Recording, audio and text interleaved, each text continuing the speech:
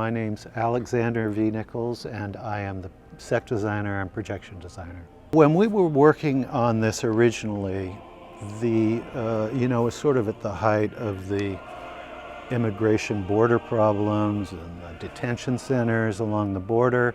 It was a hot political point. You couldn't watch the news without hearing about it. And we wanted to create a space that was a building unto itself, that contained everything. And the inspiration for that was really that in our research, if you typed in detention centers, sometimes it came up to be a Walmart that was shut down, but they repurposed these things.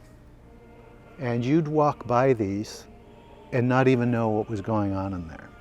And hence our first set is a mirrored wall. Us wanting to just be a building that this whole story takes place in.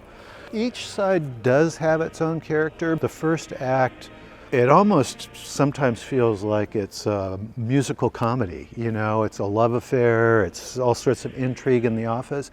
And only later do you start feeling the sinister parts of this, and that there's detention center right back behind those walls.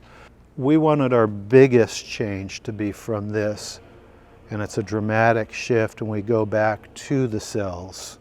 We set that up in Act 1. Sometimes there's split scenes where you see people in the office and people in the cells.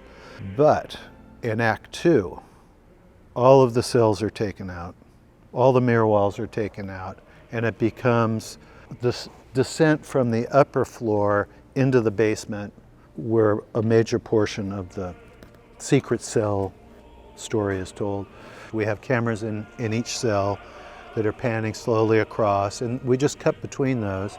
The surveillance screens in many of these detention centers, they had the screens facing the detainees. So they were actually watching themselves be in the cells. So each of the cells has its own monitor that they're basically looking at themselves in detention. The whole story is something that we can really relate to now. It's still a part of our culture, these problems and these solutions. And so I think people will find that it resonates. One of the things that was important to us was to keep this not specific. We're not trying to set this in America. It wants to have a little bit more of a universal thing, because it's just, unfortunately, something that keeps happening.